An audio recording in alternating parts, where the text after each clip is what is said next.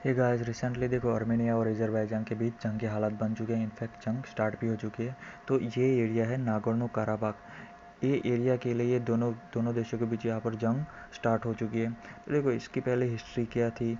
और देखो यूएसएसआर जो एक दुनिया में बहुत बड़ा देश था, इसकी भी यहाँ पर इम्पोर्टेंट रोल रही है इन हिस्ट्री। तो इसके बारे में हम बात करेंगे।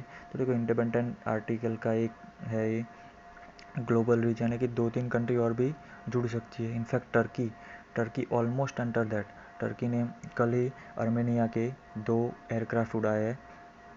आर्मेनिया के ऑफिशियल ट्विटर अकाउंट है जिस पे से पोस्ट किया कि we will defend our homeland and motherland and etcetera. ठीक है, तो ये देखते हैं आगे जाके कहाँ तक रुकती है। इसका इंटरनेशनल रिलेशन इंटरनेशनल रिएक्शन क्या रहता है, इसकी प्रॉपर हिस्ट्री क्या है, इसका रीज़न क्या है लड़ने का, वो हम सब बात करने वाले हैं। तो प्लीज़ गाइस लाइक करें, शेयर करें, सब्सक्राइब करें। तो चलिए लेट्स स्टार्ट इट। तो देखो नागोर्नो काराबाख जो एरिया है बिल्कुल बॉर्डर एरिया में है। तो दोनों देशों से आए दिन फायरिंग चालू ही रहती है। जैसे इंडिया में पाकिस्तान और इंडिया के बीच में जो फायरिंग चालू रहती है जम्मू कश्मीर में, वैसे ही यहाँ पर रहती है। लेकिन 2016 में यहाँ पर एक बहुत बड़ी जंग हुई थी जिसमें बहुत सारे सिविलियन और सोल्जर मारे गए थे। और इनफैक्ट 2018 में 18 के स्टार्टिंग में से ही दोनों देशों ने अपनी आर्मी यहाँ पर डिप्लॉय करने स्टार्ट करती थी डिप्लॉय करने स्टार्ट कर दी थी। ठीक है, तो इसके बाद में 2020 में ये जंग स्टार्ट हो चुकी है। तो बहुत से सिविलियंस और बहुत से सोल्जर भी मर गए यहाँ पर। तो और दोनों देशों ने अपने अपने देश में एक मार्शल लॉ भी लगा दिया जो एक प्रकार से इमरजेंसी है। ठीक है, तो पहले हमको इसका पूरा हिस्ट्री जाननी पड़ेगी कि है क्या। देखो यहाँ पर है ये अज़रबैजान, यहाँ पर आर्मेनिया, यहाँ पर ये रहा नागोर्नो काराबाख। ये प्रॉपरली है तो अज़रबैजान के एरिया में, लेकिन यहाँ पर ज़्यादातर लोग रहते आर्मेनियन एथिक्स के। तो ये लोग आर्मेनिया के साथ जुड़ना चाहते हैं।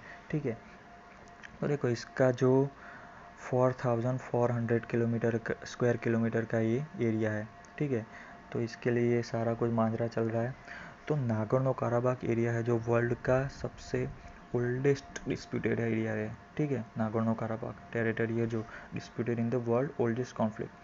अब देखो इसको इंटरनेशनली तो रिकॉग्नाइज कर दिया है as a part of Azerbaijan, लेकिन हाँ यूएन में किसी मेंबर ने नहीं किया है अभी तक। ठीक है, इंटरनेशनल इसको बोल दिया है कि ये पार्ट है, लेकिन आपको मैंने बोला कि यहाँ पर आर्मेनियन एथिक्स के लोग ज़्यादा रहते हैं। अब देखो आपको इसका इतिहास जानना पड़ेगा इस एरिया का। और बेसिकली इसमें पार्ट रहा है यूएसएसआर। तो इस जनाब को आप जानते हो, ये है मिस्टर जोसेफ स्टालिन। ठीक है, ये रहे जोसेफ स्टालिन।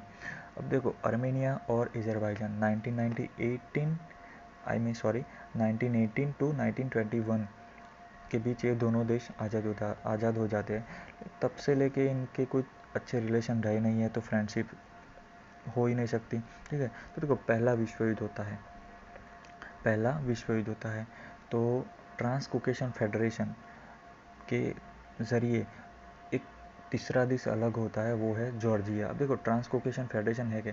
तो देखो हम जब इंडिया में जैसे हिमालय है वहाँ पर एक ट्रांस की गिरिमाला है। देखो इन जॉर्जिया में ग्रेटर कोकेशन है और आर्मेनिया और अज़रबैजान के बीच है लेज़र कोकेशन है। तो इसके तरह एक तीसरा देश बनता है, वो बनता है जॉर्जिया। तो 3 देश अलग हो गए। ठीक है, अब 1922 में तीनों देश आर्मेनिया, अज़रबैजान और जॉर्जिया तीनों देश यूएसएसआर को ज्वाइन कर लेते हैं। ठीक है, अब देखो स्टालिन जो डिक्टेटर है वहाँ का, वो अज़रबैजान का ये हिस्सा आर्मेनिया को खुश करने के लिए आर्मेनिया को दे देता है। तब से लेके इनका कॉन्फ्लिक्ट तो चलता ही रहा, लेकिन वो he is a part of USSR, तो अज़रबैजान कुछ नहीं कर सकता। ठीक है, अब देखो सारा कुछ चालू होता है 1991 में यूएसएसआर टूटता है। तो देखो सारे देश अलग हो जाते हैं। पहले आर्मेनिया आज़ाद होता है, बाद में होता है अज़रबैजान आज़ाद होता है। देखो तब से लेके आज तक यहाँ पर 30,000 लोग मर चुके हैं। जो नागोर्नो काराबाख एरिया है वहाँ पे 30,000 लोग मर चुके हैं। 10 लाख लोग माइग्रेंट हो चुके हैं। ठीक है, माइग्रेंट हो चुके हैं।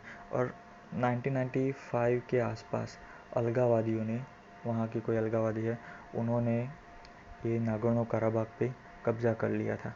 ठीक है, और 2020 में ये हुआ कि वहाँ के जो लोग हैं उन्होंने अज़रबैजान को अपने से अलग कर दिया और बोले कि हम आर्मेनिया के साथ जुड़ गए हैं। तो ये जंग इसीलिए स्टार्ट हो चुकी है, ठीक है। देखो इसके हम थोड़े की फैक्टर देख लेते हैं। देखो एरिया का आपको मैंने बता दिया 4400 स्क्वायर किलोमीटर है। इसमें ज़्यादा आर्मेनियम और मुस्लिम तुर्क्स भी रहते हैं, ठीक है। अब एक बात और है, टर्की ऑलमोस्ट एंटर दैट। अब देखो रशिया का आर्मेनिया में मिलिट्री बेस है, इन फ्यूचर रशिया भी इसमें इन्वॉल्व हो सकता है, ठीक है। तो ये देखो ये जंग की ये फ़ोटो है। देखो इंटरनेशनल रिएक्शन क्या रहा है इसमें। देखो यूएन के जो सेक्रेटरी जनरल एंटोनियो गुटेरेस है, उन्होंने कहा एक्सट्रीमली कॉन्सर्न। तो ये बेसिकली बोलते हैं, कहना चाहते हैं कि आप लोग अपनी तरह से नेगोशिएट कर लो। रशिया बोल रहा है कि आप लोग अर्जेंटली एक मीटिंग बुलाते हैं। यूएस ने भी कहा कि stop the violence this singing. तो बेसिकली ये सब हुआ है। और देखो यहाँ पर 10 लाख तो माइग्रेंट कर चुके हैं यहाँ से, दोनों ये जो एरिया में से 10 लाख माइग्रेंट कर चुके हैं। देखो 2020 में ये एरिया में जो लोग रह रहे हैं उन्होंने उनको अज़रबैजान से आज़ाद बताकर वो बोल रहे थे हम आर्मेनिया में ज्वाइन हो गए हैं। तो यहाँ से लेके सारा माजरा चालू हो जाता है ये जंग का। कोई जंग देखते हैं आगे जाके किस तरह से तो उसको हैंडल करते हैं दोनों कंट्रीज, और इंटरनेशनल रिएक्शन आगे जाके क्या रहता है वो सब हम देखेंगे। और तुर्की ने अभी रिसेंटली जो आर्मेनिया के एयरक्राफ्ट उड़ाए उसके बारे में मैं एक वीडियो बनाऊंगा, ठीक है। तो प्लीज़ गाइस लाइक करें, शेयर करें, सब्सक्राइब